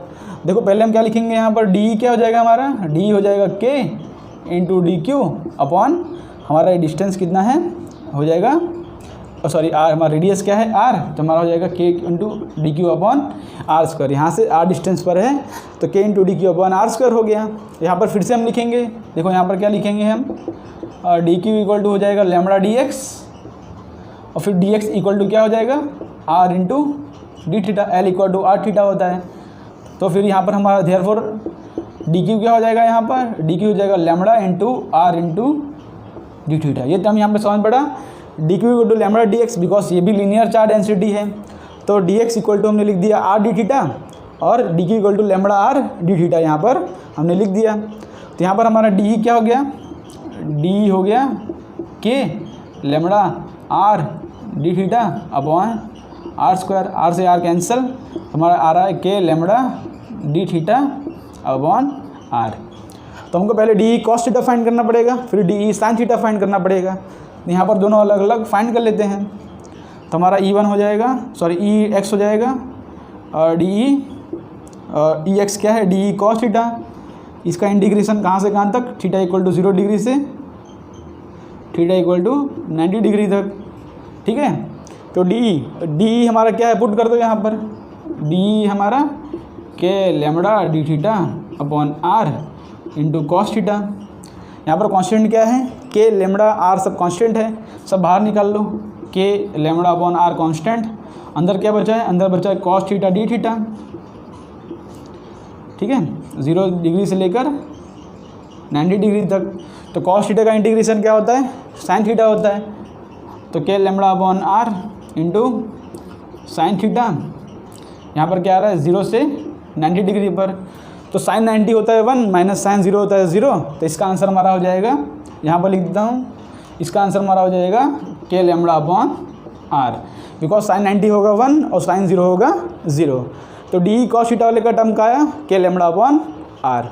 वैसे यहाँ पर हम वाई डायरेक्शन के लिए फाइंड कर लेते हैं, यहाँ पर तो हो जाएगा d sine theta, y direction के लिए क्या हो जाएगा डी साइन थीटा। यहाँ पर भी डी लिख दो हम, k lambda d theta upon r लिखेंगे, k lambda upon are constant निकलेगा, उसको बाहर निकाल लो, के लैम्बडा अपॉन आर कांस्टेंट, अंदर बचेगा sine theta into D theta. तो यहाँ पर लिखेंगे k lambda upon r, sine theta का इंटीग्रेशन क्या हो जाएगा cos theta minus cos theta, कहाँ से 0 से लेके 90 तक। तो यहाँ पर क्या लिखोगे के लैम्बडा अपॉन आर, पहले 90 डिग्री पुट करोगे, तो cos 90 क्या होता है 0 और माइनस हो जाएगा cos 0 क्या होता है 1, बट यहाँ पर माइनस है तो हो जाएगा -1, तो यहाँ पर माइनस माइनस हो जाएगा प्लस, तो इसका आंसर भी हो जाएगा k लैम्बडा अपॉन r। तो इन द एक्स डायरेक्शन आ रहा है k lambda upon r, in the Y direction आ रहा है k लैम्बडा अपॉन r, तो हमारा जो ई नेट होगा वो दोनों का होगा अंडर रूट, तो under root of E x क्या है हमारा k लैम्बडा अपॉन r का होल स्क्वायर, और ये है k लैम्बडा अपॉन r का होल स्क्वायर। तो यहाँ पर हम k लैम्बडा अपॉन r बाहर निकाल लूँगा तो अंदर बचेगा √2 k लैम्बडा अपॉन r, यहाँ पर हमारा आंसर आ रहा है √2 k लैम्बडा अपॉन r। ठीक है, यहाँ पर कुछ तो मिसिंग है, यहाँ पर क्यू टर्म भूल गए क्या यहाँ पर, ओके यहाँ पर ओके यहाँ पर क्या आ रहा है √2 k लैम्बडा अपॉन r, तो ये हो जाएगा हमारा आंसर। ई नेट हमारा क्या आ गया √2 k लैम्बडा अपॉन r, तो क्वार्टर रिंग के लिए हमारा क्या आ गया √2 k लैम्बडा अपॉन r, ये हमारा आ गया। यहाँ पर लैम्बडा की वैल्यू पुट कर सकते हो, लैम्बडा क्या होगा यहाँ पर टोटल चार्ज है क्यू, और यहाँ पर जो लैम्बडा की ये टोटल डिस्टेंस कितना है ये πr/2, तो यहाँ पर lambda equal to 2q upon πr भी आप सब्सटीट्यूट कर सकते हो यहाँ पर, तो जो आंसर है आपका q के टर्म में आ जाएगा, पर जनरली मैं लिखता हूँ लैम्बडा के टर्म में। तो ऐसे बहुत से केसेस हो सकते हैं। देखो रिंग हमने दिया, हमने हाफ रिंग लिया, क्वार्टर रिंग लिया, तो ऐसे कोई भी एंगल पर हमारा एक रिंग बन सकता है, quarter ring, half ring, 270 degree angle होगा तो कोई दूसरा रिंग बनेगा। तो हम क्या करते हैं एक जनरल केस ले लेते हैं, जनरल केस हम यहाँ पर कोई एक रैंडम एंगल थीटा पर फाइंड करते हैं, और यहाँ पर हम थीटा की अलग अलग वैल्यू रख के हम कोई भी रिंग के लिए फाइंड कर लेंगे। तो यहाँ पर क्या करते हैं हम एक जनरल केस करते हैं। ये तो हमने क्वार्टर रिंग किया एक्जैक्टली 90 डिग्री पर था, और जो हमारा सेमी रिंग था वो एक्जैक्टली 180 डिग्री पर था। हमने यहाँ पर एक रैंडम एंगल लेते हैं, ठीक है, रैंडम एंगल, और उसके ऊपर से हम इलेक्ट्रिक फील्ड फाइंड कर लेते हैं, तो हमको बाकी सब अलग अलग केस करने की ज़रूरत पड़ेगी ही नहीं। तो सिंपली यहाँ पर एक रैंडम एंगल लेके करते हैं, और इसको यहाँ से हम, तो अब हम लेते हैं एक general case of a ring. यहाँ पर हम लेते हैं जनरल केस। जनरल केस का मतलब क्या है, यहाँ पर थीटा के टर्म में हमारा आंसर आएगा, बट थीटा की अलग अलग वैल्यू पिट करके हम कोई भी रिंग का आंसर निकाल सकते हैं। यहाँ पर हम क्या करते हैं, यहाँ पर एक जनरल एंगल लेते हैं, ठीक है, कुछ इस तरह का रिंग लेते हैं। यहाँ पर ये हमारा जो रिंग है इसका टोटल एंगल है अल्फ़ा, और यहाँ पर प्लस चार्ज डिस्ट्रीब्यूटेड है लेंथ में, पूरा सरकमफेरेंस में प्लस चार्ज जो है डिस्ट्रीब्यूटेड है, ठीक है। और ये रिंग है, इसका रेडियस जो है वो है r, यहाँ पर इसका रेडियस क्या है r। हमको यहाँ पर फिर से ये सेंटर पर फाइंड करना है, ये हमारा ओ सेंटर है। हमको यहाँ पर हमने एक रैंडम एंगल ले लिया, ठीक है, अल्फ़ा इक्वल टू 180 डिग्री होगा तो सेमी रिंग बन जाएगा, अल्फ़ा इक्वल टू 90 डिग्री होगा तो क्वाड्रेंट बन जाएगा, तो क्वार्टर रिंग बन जाएगा, अल्फ़ा इक्वल टू 360 डिग्री होगा तो पूरा वो बन जाएगा स्फीयर, सॉरी पूरा बन जाएगा एक पूरा रिंग, ठीक है। यहाँ पर अल्फ़ा हमारा वेरिएबल है एक, ठीक है। तो इसको हम किस तरह से सॉल्व करेंगे वो देखते हैं हम। यहाँ पर हमको इलेक्ट्रिक फील्ड फाइंड करना है, इस पर जो टोटल चार्ज है वो क्यू समझ लो, ठीक है, टोटल चार्ज है क्यू। तो यहाँ पर हम क्या करेंगे, फिर से एक एलिमेंटल एंगल लेंगे, ठीक है। देखो यहाँ पर अब किस तरह से हमको एलिमेंट लेना है। पहले हमको हर केस में यहाँ पर देखो सेमी रिंग था, यहाँ पर स्टार्टिंग पॉइंट हमको पता है कि थीटा इक्वल टू 0 डिग्री है, बट यहाँ पर इसका स्टार्टिंग पॉइंट तो पता ही नहीं है कि इसका स्टार्टिंग क्या है, 0 डिग्री है, 90 डिग्री है, क्या है। तो हम यहाँ पर जो एलिमेंट लेंगे वो हमने अभी तक क्या कर रहे थे, हम एक्स एक्सिस के रेफरेंस में एंगल ले रहे थे। जैसे यहाँ पर थीटा है तो यहाँ पर ये थीटा डिग्री पर हमने यहाँ पर डी थीटा एंगल लिया था एक्स एक्सिस के रेफरेंस में, बिकॉज हमारा इनिशियल पॉइंट यहाँ पर फिक्स था, बट यहाँ पर इनिशियल पॉइंट फिक्स नहीं है, तो यहाँ पर एक्स एक्सिस के रेफरेंस में हम एंगल नहीं लेंगे। हम यहाँ पर क्या करेंगे, एक सेंटर पॉइंट ड्रॉ करेंगे यहाँ पर इस तरह से, सेंटर क्या कि हमने यहाँ पर सेंटर पॉइंट ड्रॉ करेंगे, और यहाँ पर वर्टिकल से हम थीटा डिग्री एंगल पर, देखो यहाँ पर क्या कर रहा हूँ मैं, ध्यान से देखो, इसको मैं इस तरह से ड्रॉ कर रहा हूँ। यहाँ पर ये है मेरा एंगल थीटा। हमने थीटा एंगल कहाँ से लिया वो ध्यान रखना, हमने थीटा एंगल लिया वर्टिकल से थीटा डिग्री एंगल, और ये मेरा हो जाएगा यहाँ पर डी थीटा। समझ रहे हो मैंने यहाँ पर क्या किया, वर्टिकल से थीटा एंगल पर मैंने यहाँ पर एक एलिमेंट लिया है जिसका जो चार्ज है डी क्यू है, और इसका जो वो है वो डी एक्स, इसका लेंथ है डी एक्स। बट यहाँ पर एलिमेंट कहाँ से लिया है मैंने, वर्टिकल से एंगल थीटा डिग्री पर। इतना ही आपको यहाँ पर ध्यान रखना है, क्योंकि यहाँ पर इनिशियल पॉइंट फिक्स नहीं था। एलिमेंट आप कहाँ पे भी ले सकते हो, आपकी इच्छा है। मैंने यहाँ पर वर्टिकल से ले लिया है यहाँ पर, ठीक है। तो डी थीटा यहाँ पर आ गया। तब अब ये डी की वजह से यहाँ पर इलेक्ट्रिक फील्ड कितना होगा, यहाँ पर इलेक्ट्रिक फील्ड होगा कुछ इस डायरेक्शन में होगा, डी की वजह से इलेक्ट्रिक फील्ड होगा कुछ इस डायरेक्शन में जो कि होगा डी। तो यहाँ पर डी के फिर से 2 कंपोनेंट पड़ेंगे। देखो यहाँ पर ये थीटा एंगल है तो यहाँ पर ये भी हो जाएगा थीटा एंगल, यहाँ पर थीटा एंगल है तो ये भी हो जाएगा थीटा एंगल। देखो ये थीटा है तो देखो ये थीटा एंगल हो जाएगा वर्टिकली अपोजिट एंगल, तो ये हो जाएगा हमारा डी कॉस थीटा और ये हो जाएगा हमारा डी साइन थीटा। इस बार हमारा ई एक्स क्या आ रहा है, इस बार हमारा ई एक्स आ रहा है डी साइन थीटा और ई वाई आ रहा है हमारा D E cos theta. But आप यहाँ पर ध्यान से देख सकते हो कि डी थीटा का एग्जैक्टली अपोजिट यहाँ पर फिर से एलिमेंट मौजूद है, इसका अपोजिट एलिमेंट यहाँ पर मौजूद है इस तरह से। मीन्स अगर इसका इलेक्ट्रिक फील्ड लेंगे इस डायरेक्शन में तो उसका भी साइन थीटा वाला कंपोनेंट आएगा और कॉस थीटा वाला कंपोनेंट आएगा, तो फिर कॉस थीटा वाला कंपोनेंट ऐड हो जाएगा और साइन थीटा वाला कंपोनेंट हो जाएगा कैंसिल। जैसे यहाँ पर कोई एलिमेंट हो तो इसका इलेक्ट्रिक फील्ड आएगा कुछ इस डायरेक्शन में, ठीक है, इसका कॉस थीटा वाला कंपोनेंट आएगा और इसका साइन थीटा वाला कंपोनेंट आएगा। तो यहाँ पर जो साइन थीटा वाला कंपोनेंट है वो हमेशा कैंसिल हो जाएगा, यहाँ पर डी साइन थीटा आएगा और यहाँ पर आएगा डी कॉस थीटा, तो ये दोनों तो हमेशा कैंसिल हो जाएंगे और डी कॉस थीटा वाला टर्म जो हो जाएगा वो ऐड हो जाएगा। मेरे कहने का सिंपल सा मतलब है, यहाँ पर लिख लो, यहाँ पर कहने का मतलब है कि ई एक्स कंपोनेंट जो है क्या है, जो है d E sine theta will cancel out, यहाँ पर वो भी कैंसिल आउट हो जाएगा due to mirror opposite element. तो हमारा जो डी एक्स कंपोनेंट है कैंसिल हो जाएगा due to mirror opposite element. यहाँ पर ये पॉइंट नोट कर लो। तो डी साइन थीटा वाला टर्म तो सब में कैंसिल हो जाएगा और इस बार हमारा जो नेट इलेक्ट्रिक फील्ड होगा हमको फाइंड करना होगा। तो जितने डी कॉस थीटा वाले टर्म आ रहे हैं उसको यहाँ पर हम इंटीग्रेट कर देंगे, तो यहाँ पर आ जाएगा हमारा डी कॉस थीटा का टर्म। तो देखो यहाँ पर किस तरह से करूँगा मैं, हमको फाइंड करना है यहाँ पर ई नेट क्या होगा हमारा, इंटीग्रेशन ऑफ क्या हो जाएगा, integration of D cos theta, integration of D cos theta, okay, integration of D cos theta, because D sine theta का टर्म तो कैंसिल हो गया, हमारा ई नेट है। तो हमारा डी क्या है यहाँ पर लिख लो, डी हमारा यहाँ पर लिखता हूँ मैं, डी है हमारा k into D Q upon are square. फिर से यहाँ पर जो डी क्यू होगा, डी क्यू क्या होगा यहाँ पर, डी क्यू होगा लेमड़ा इंटू डी एक्स और हमारा जो डी एक्स होगा, डी एक्स क्या लिख सकते हैं हम, आर इंटू डी थीटा, ये सब तो सेम ही है यहाँ पर, ठीक है। डी एक्स क्या लिख सकते हैं हम, आर इंटू डी थीटा। तो हमारा नेट डी क्यू डी क्या हो जाएगा, यहाँ पर लिख देता हूँ मैं, इसको यहाँ पर साइड में रखता हूँ। यहाँ पर जो डी है हमारा वो आ रहा है के इंटू डी क्यू हो जाएगा lambda r d theta upon नीचे हो जाएगा आर स्क्वायर, तो आर से आर कैंसिल, तो हमारा हो जाएगा k lambda upon r into D theta, ठीक है। ये हमारा आ रहा है k lambda upon r into D theta. तो हमको यहाँ पर डी कॉस थीटा की जगह हम लिख सकते हैं, यहाँ पर क्या लिखेंगे, के लेमड़ा अपॉन आर कॉन्स्टेंट बाहर और cos theta into D theta हो जाएगा अंदर हो जाएगा cos theta into D theta.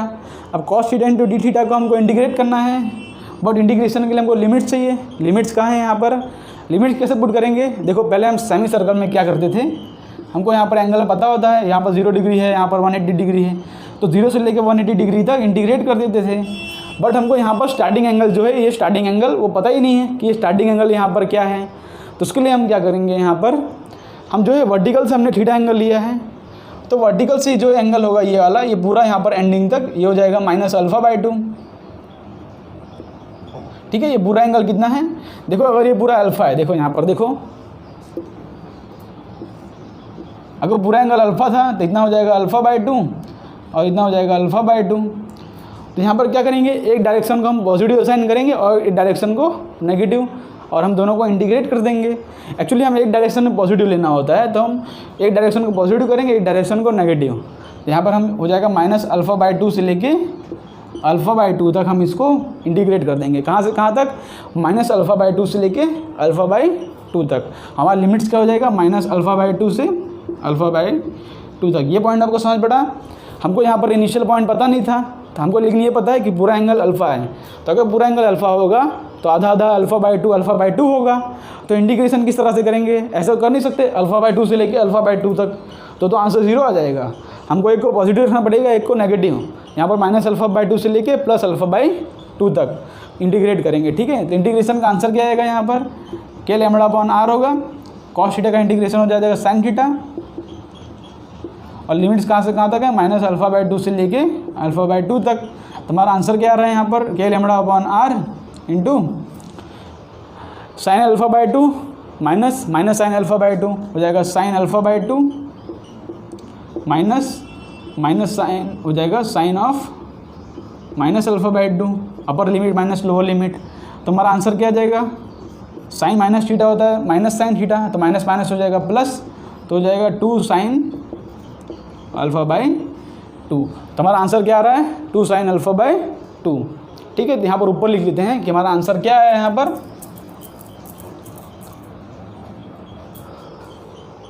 हमारा यहाँ पर आंसर आ रहा है, ई नेट आया, हमने एक जनरल केस लिया, ठीक है।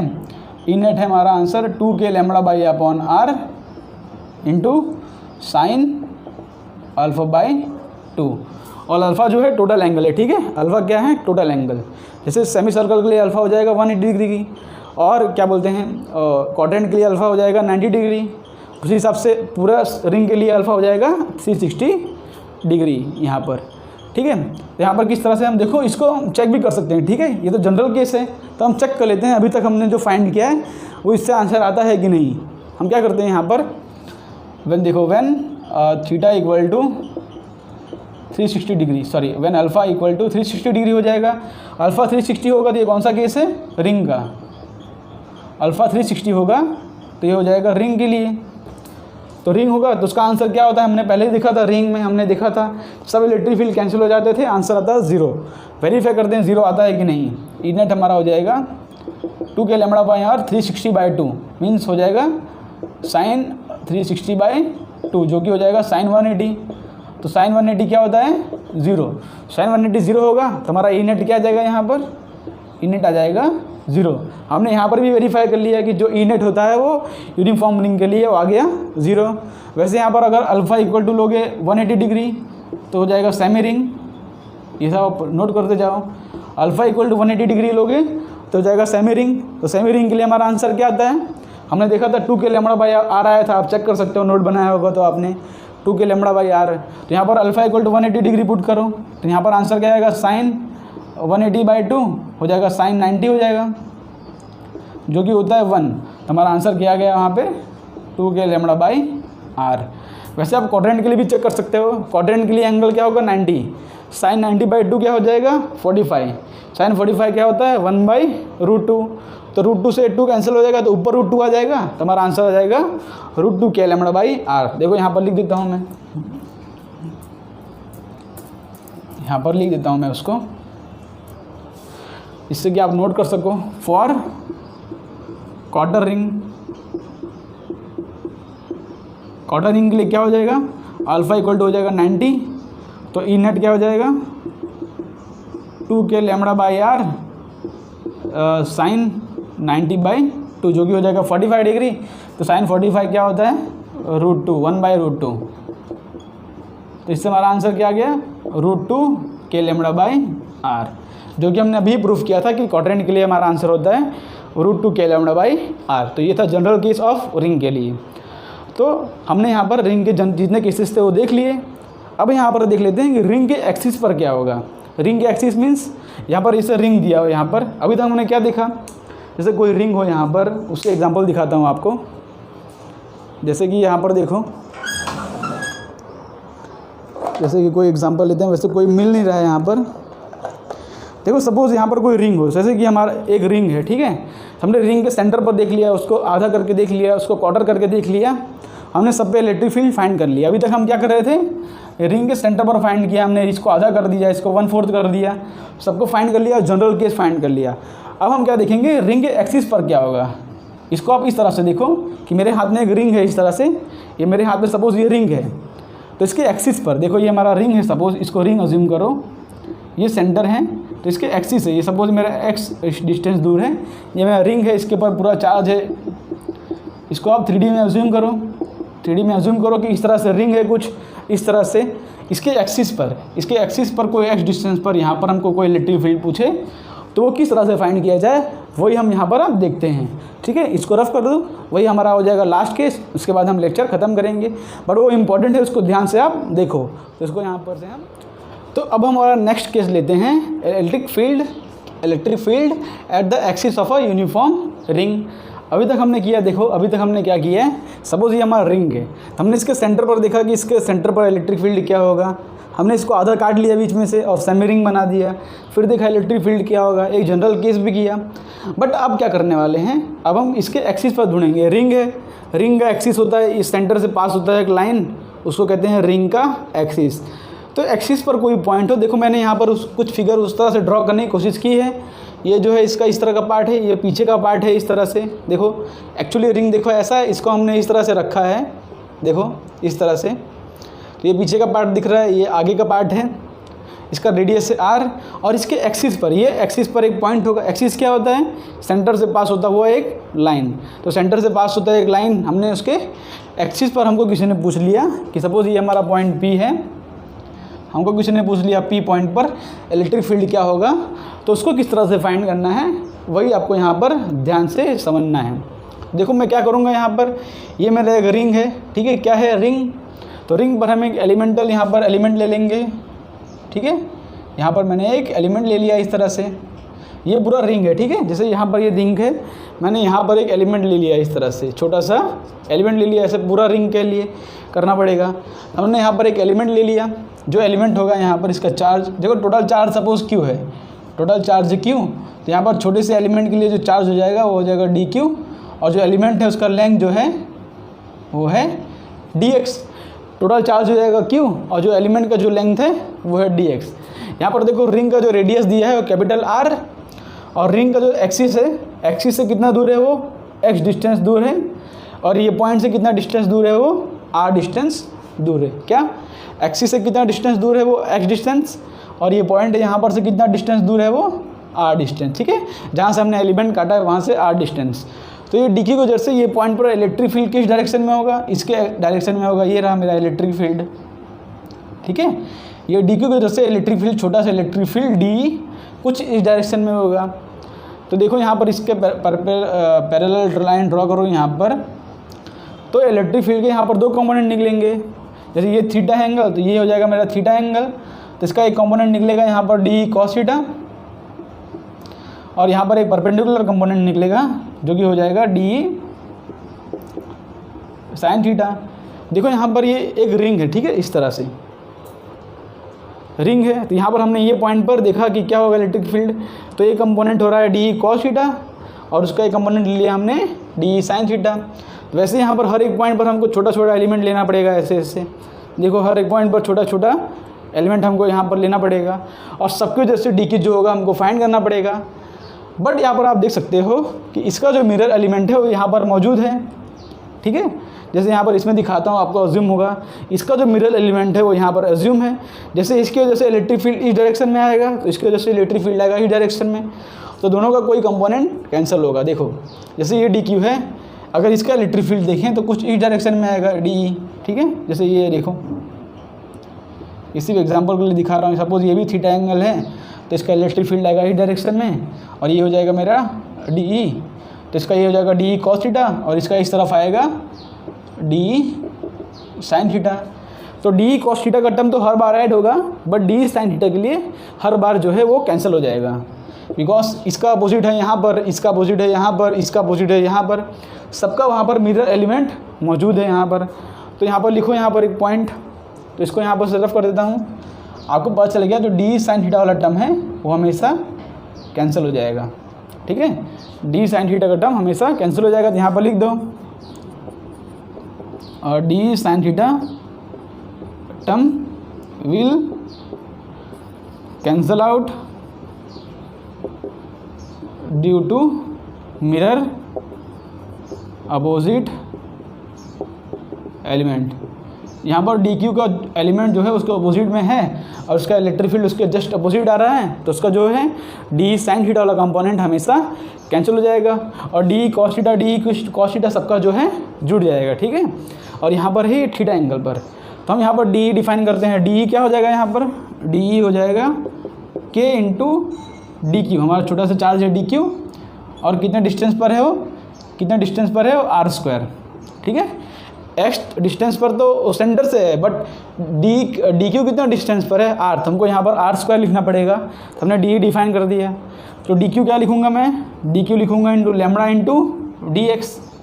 फिर से लेमड़ा क्या होगा मेरा, आर इंटू डी थीटा। तो यहाँ पर लिखो d Q equal to r, sorry d x क्या हो जाएगा मेरा, आर इंटू डी थीटा। तो हो जाएगा आर इंटू डी थीटा। तो फिर से मेरा डी यहाँ पर क्या हो जाएगा, देयरफॉर मेरा डी हो जाएगा यहाँ पर क्या हो जाएगा, k lambda r d theta upon are square. ये बार बार करके आपको दिखा रहा हूँ जिससे कि आपको प्रोसेस पता चल जाए। ठीक है, याद करने की ज़रूरत ना पड़े। तो हमने डी को डी थीटा के टर्म में यहाँ पर लिख लिया। तो डी मेरा ये आ गया। बट अब देखो यहाँ पर हम क्या लिखता हूँ, मेरे को ई नेट फाइंड करना है। ई नेट क्या फाइंड करना है मेरे को, ई नेट। तो ई नेट क्या हो रहा है यहाँ पर, देखो ध्यान से। एक्चुअली ये सब करने की यहाँ पर ज़रूरत नहीं थी वो में, लेकिन मैंने आपको करके दिखाया कि जिससे आपको इनिशियल प्रोसेस पता चले। ई नेट क्या होगा मेरा, integration of D cos theta. E net क्या होगा, integration of D cos theta. और डी की जगह पर हम क्या लिख सकते हैं, डी की जगह पर लिख सकते हैं हम k into D Q upon are square. ठीक है, integration of k into D Q upon are square. और कॉस थीटा की जगह पर हम क्या लिख सकते हैं, देखो ये थीटा है मेरा, ये थीटा है, और यहाँ पर सब चलो यहाँ पर कॉस थीटा लिखता हूँ अभी आपको समझाने के लिए। यहाँ पर अभी कॉस थीटा लिखता हूँ। तो यहाँ पर समझो कि जो है यहाँ पर वेरिएबल क्या है। हम जो एक्चुअली जो हमारा रिंग था उसके अंदर वेरिएबल थीटा था, तो हम थीटा के टर्म में कन्वर्ट किया हमने। तो यहाँ पर समझो वेरिएबल क्या है, मीन्स क्या चेंज हो रहा है यहाँ पर। तो आप देखो रिंग है, इसका जो आर डिस्टेंस है हमेशा कांस्टेंट रहेगा, चाहे आप कोई भी एलिमेंट लो, ये आर डिस्टेंस कोई भी चेंज होगा ही नहीं। देखो यहाँ पर इसको अज्यूम करो, ये रिंग जो है इस तरह से, देखो ये रिंग जो है इसको मैं इस तरह कर रहा हूँ, यहाँ पर कोई पॉइंट ले रहा हूँ, तो सब पॉइंट के लिए जो आर डिस्टेंस होगा वो कांस्टेंट रहेगा। आप समझ पा रहे हो, कुछ इस तरह कोन के टर्म में समझो, कोन के टर्म में समझो, जो ये सारे आर पॉइंट रहेंगे, ये सारा जो आर डिस्टेंस रहेगा वो सेम रहेगा। देखो इस पॉइंट पर लूँ, ये भी आर, ये आर, ये आर, ये आर, ये आर, सब आर जो है वो सेम है, मीन्स ये आर तो कांस्टेंट है हमारा, तो नीचे का जो आर है वो कांस्टेंट है। और यहाँ पर देखो थीटा जो है वो भी कांस्टेंट है, यहाँ पर थीटा भी कांस्टेंट है। आप इसको एक कोन की तरह अज्यूम करो, एक कोन, देखो कोन का आउटर पार्ट, वहाँ पर एक एंगल है, इस तरह से एंगल ड्रॉ है, ये मेरा कोन है। तो जहाँ पर चाहे कोई भी पार्ट लो, सबके लिए जो थीटा एंगल है वो सेम ही रहेगा। सबके लिए थीटा एंगल सेम कैसे रहेगा, देखो यहाँ पर सपोज कोन अज्यूम करो, यहाँ पर एक पॉइंट है, यहाँ पर एक पॉइंट है, तो जिससे जो एंगल बना रहा है ये पॉइंट, वो जितने भी एलिमेंट लोगे यहाँ पर सबके साथ जो है थीटा एंगल ही बनाएगा। यही पॉइंट यहाँ पर समझना, यही पॉइंट यहाँ पर बच्चे समझ नहीं पाते हैं, क्योंकि थीटा है वो भी वेरिएबल नहीं है, यहाँ पर जो आर डिस्टेंस है वो भी वेरिएबल नहीं है, और एक्स तो वेरिएबल है ही नहीं, बिकॉज एक्स जो है सेंटर से एक फिक्स्ड पॉइंट है, एक फिक्स्ड पॉइंट है पी। ठीक है, तो एक्स तो वेरिएबल है ही नहीं, आर भी वेरिएबल नहीं है, ये डिस्टेंस भी कांस्टेंट है। यहाँ पर कोई भी आप पॉइंट ले लो, ये डिस्टेंस तो हमेशा कांस्टेंट रहेगा। ये फील हुआ कि नहीं, जैसे यहाँ पर आपके पास कोई ये पॉइंट है, देखो ये पॉइंट है, तो डिस्टेंस जो है हर पॉइंट से कांस्टेंट रहेगा। इसी को समझना है यहाँ पर कि जो आर डिस्टेंस है वो कांस्टेंट है, और थीटा भी यहाँ पर है कांस्टेंट, और एक्स भी है, सब कांस्टेंट है यहाँ पर। ठीक है, यहाँ पर जो है सब कांस्टेंट है। तो इसको किस तरह से लिखेंगे हम, मीन्स हमारा देखो क्या हो जाएगा, हमारा ये सब कांस्टेंट है, तो हम इसको इंटीग्रेशन के बाहर निकाल सकते हैं, k q upon are square into cos theta, और अंदर बचा रहेगा डी क्यू। मीन्स हमको सिर्फ इंटीग्रेशन करना है डी क्यू का। हम यहाँ पर ये सब किया, हमने डी ई फाइंड किया, ये सब की जरूरत ही नहीं है यहाँ पर। ये हम डी थीटा के टर्म में क्यों कन्वर्ट कर रहे हैं, हमारा थीटा तो वेरिएबल यहाँ पर है ही नहीं, तो हमको डी थीटा के टर्म में कन्वर्ट उसको नहीं करना है यहाँ पर। तो ये सब यहाँ पर यूज़ नहीं करना है। ये सब यूज़ तब करते हैं जब थीटा हमारा वेरिएबल हो, बट यहाँ पर थीटा वेरिएबल है ही नहीं, थीटा जो है कांस्टेंट है। चाहे आप कोई भी एलिमेंट लो, यहाँ पर लो एलिमेंट, यहाँ पर लो एलिमेंट, सब के लिए यहाँ पर जो थीटा है वो कांस्टेंट है। इसको आप इमेजिन करो कि थीटा जो है कांस्टेंट होगा। ठीक है, तो सब हमारा बाहर आ गया, अंदर बचा डी क्यू। अब देखो डी क्यू सबका इंटीग्रेशन करेंगे डी क्यू, तो टोटल चार्ज हमारा क्या जाएगा, क्यू। अगर हम पूरे में डी क्यू इंटीग्रेशन करेंगे तो यहाँ का क्यू सबका क्यू ऐड कर दूंगा, तो हमारा टोटल चार्ज आएगा क्यू। तो यहाँ पर उसकी जगह मैं टोटल चार्ज लिख सकता हूँ, k upon are square cos theta और टोटल चार्ज हो जाएगा मेरा क्यू। अब हम सबको जो हमारा देखो यहाँ पर एक्स और आर यहाँ पर नॉन टर्म है तो उसको एक्स और आर के टर्म में कन्वर्ट करते हैं। तो के अपॉन आर स्क्वायर नीचे है और कॉस थीटा क्या लिख सकता हूँ, कॉस थीटा होता है यहाँ पर एडजेसेंट अपॉन हाइपोटेनियस, तो कॉस थीटा को लिख सकता हूँ मैं एक्स अपॉन आर और यहाँ पर है मेरा क्यू। तो इतना पॉइंट आपको समझ पड़ा। बस यहाँ पर जो इंटीग्रेशन था यही समझना था कि डी क्यू का इंटीग्रेशन पूरे रिंग में करूँगा तो हो जाएगा क्यू, और यहाँ पर जो कांस्टेंट क्वांटिटी थे ये आपको समझना बहुत ही इंपॉर्टेंट था यहाँ पर। ठीक है, तो यहाँ पर देखो आर है तो आर स्क्वायर को क्या लिख सकता हूँ, देखो यहाँ पर पाइथागोरस थ्योरम लगा सकते हैं। ये ट्रायंगल में पाइथागोरस, सपोज ये ए है, ये मेरा पी पॉइंट है, ये मेरा क्यू पॉइंट समझ लो। तो in triangle O P Q क्या हो जाएगा यहाँ पर R square equal to R square plus x square, तो R equal to under root of are square plus x square लिख सकता हूँ मैं। तो यहाँ पर क्या हो जाएगा, और एक्स देखो यहाँ पर एक्स है तो यहाँ पर हो जाएगा के क्यू अपॉन आर स्क्वायर की जगह लिख सकता हूँ मैं r square plus x square, और आर की जगह पर लिख सकता हूँ मैं under root of are square plus x square raise to 1/2 और ऊपर है हमारा एक्स। तो हमारा फाइनल आंसर क्या आ रहा है यहाँ पर, नोट कर लो यहाँ पर फाइनल आंसर आ रहा है यहाँ पर, नोट करता हूँ उसको। तो ई नेट क्या आएगा हमारा, ई नेट किसके, E net at the axis of the uniform ring, at the axis of uniform ring at distance x from the centre, distance x from the centre, distance जो है वो centre से x है, centre से x distance पर है। तो हमारा इलेक्ट्रिक फील्ड क्या आ रहा है हमारा, E इक्वल टू आ रहा है k into q into x upon are square plus x square raise to 3/2। यहाँ पर ये पॉइंट को नोट कर लो, फिर हम आगे देखते हैं इस पॉइंट को नोट कर लो यहाँ पर। तो स्पेशल केस देख लेते हैं यहाँ पर इसका, हमारा k q x upon are square plus x square raise to 3/2 आया है। इसको नोट कर लो एक बार पॉज करके, मैं इसको यहाँ से रफ कर रहा हूँ। तो हम देख लेते हैं, अभी हमने पढ़ा था स्टार्टिंग में पढ़ा था, मतलब हमारे स्टार्टिंग के लेक्चर में जो इलेक्ट्रिक फील्ड होता है, सॉरी जो रिंग होता है उसके सेंटर पर इलेक्ट्रिक फील्ड आता है 0, बिकॉज सब कंपोनेंट कैंसिल हो जाएंगे।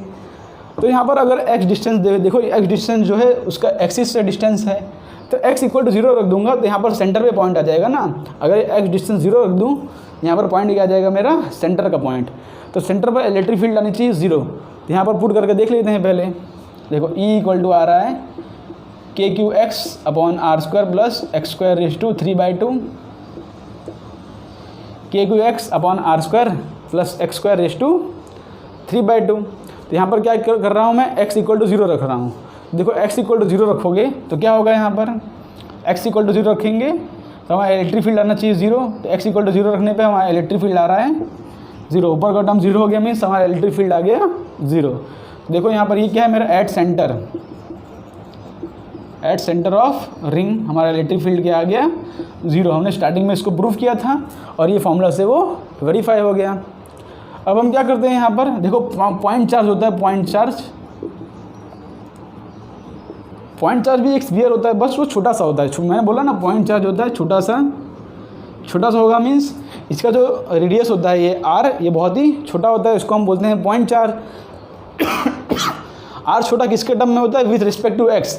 देखो जैसे मैंने बोला था कि एक बड़ा स्फीयर होगा वो भी पॉइंट चार्ज हो जाएगा अगर हम उसको बहुत दूर से देखें तो। जैसे मैं यहाँ पे एक बॉल है, भले बड़ा है पर उसको एक दूसरे कंट्री से देखूँ तो कितना छोटा दिखेगा, वो पॉइंट चार्ज के बराबर दिखेगा। तो यहाँ पर मेरा जो r है वो very very less than x है। x जो है हमारा डिस्टेंस है, r जो है रेडियस है, बहुत छोटा हो जाएगा तो बन जाएगा पॉइंट चार्ज। तो पॉइंट चार्ज की किस में हमारा इलेक्ट्रिक फील्ड क्या आता था, के क्यू अपॉन एक्स स्क्वायर। तो वही देखते हैं यहाँ पर आता है कि नहीं। हमारा जो है r is very very less than x।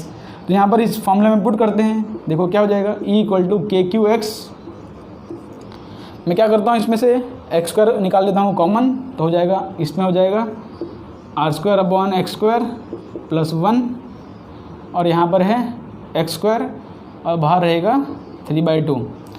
इससे यहाँ से कॉमन निकाल एक्स स्क्वायर कॉमन निकाल लूँगा तो हो जाएगा स्क्वायर कैंसिल, बाहर आ जाएगा एक्स क्यूब। ठीक है, क्या किया मैंने, एक्स स्क्वायर कॉमन निकाल लिया तो अंदर से कॉमन निकालोगे तो बाहर आ जाएगा एक्स क्यूब। या तो इस तरह समझ लो आप कि जो r is very very less than x है, तो जो r स्क्वायर है वो 10 to 0 हो जाएगा। देखो r जो है बहुत ही छोटा है, x जो है बहुत ही बड़ा है, तो मतलब बहुत ही छोटा टर्म अपॉन बहुत ही बड़ा टर्म, हमारा जो आंसर होता है वो क्या होता है 0, बिकॉज ऊपर बहुत ही छोटा है, जैसे ऊपर है बहुत ही छोटा टर्म और नीचे बहुत ही बड़ा टर्म, बहुत ही बड़ा टर्म, इसको जो आंसर आएगा 0.0000000001 आएगा, मीन्स बहुत ही छोटा आंसर आएगा, मीन्स ये नियरली इक्वल टू 0 आ जा रहा है, तो ये टर्म हमारा 0 हो जाएगा यहाँ पर। ओके, तो हमारा आंसर क्या आ जाएगा यहाँ पर KQX upon x cube, because ये 0 हो गया, तो 1 का क्यूब करेंगे तो कुछ नहीं आएगा, हमारा आएगा KQX अपॉन एक्स क्यूब, तो एक x से एक x कैंसिल हो गया, हमारा आंसर क्या आ रहा है KQ अपॉन एक्स स्क्वायर, जो कि हमने पिछले लेक्चर में देखा था कि पॉइंट चार्ज की वजह से हमारा जो इलेक्ट्रिक फील्ड आता है वो KQ अपॉन एक्स स्क्वायर आ गया है। तो ये फॉर्मूला से वो वेरीफाई भी हो गया कि हमारा पॉइंट चार्ज की वजह से इलेक्ट्रिक फील्ड आता है KQ अपॉन एक्स स्क्वायर। तो आज के लेक्चर में बस इतना ही रखते हैं, हम इसका कंटिन्यूशन करेंगे हम नेक्स्ट लेक्चर में, हम देखेंगे कि इसका मैक्सिमम कहाँ पर आता है और दूसरे केसेस लेंगे। हमने अभी सिर्फ लीनियर चार्ज लिया है, सरफेस चार्ज लेंगे हम और हम वॉल्यूम चार्ज भी लेंगे, सबके वजह से हम इलेक्ट्रिक फील्ड फाइंड करेंगे। तो आप क्वेश्चंस इसके प्रैक्टिस करिए, थोड़े बहुत इंटीग्रेशन वाले क्वेश्चंस एनसीईआरटी में ट्राई कर लीजिए। ये सब डेरिवेशन बहुत ही इंपॉर्टेंट थे एनसीईआरटी पॉइंट ऑफ व्यू से, बोर्ड में ये सब डेरिवेशन आ सकते हैं, इसको ध्यान से नोट करिए और खुद से 1-2 बार ट्राई करिए। तो आज के लेक्चर के लिए बस इतना ही, पढ़ाई करते रहो, मिलते हैं आपको नेक्स्ट लेक्चर में, तब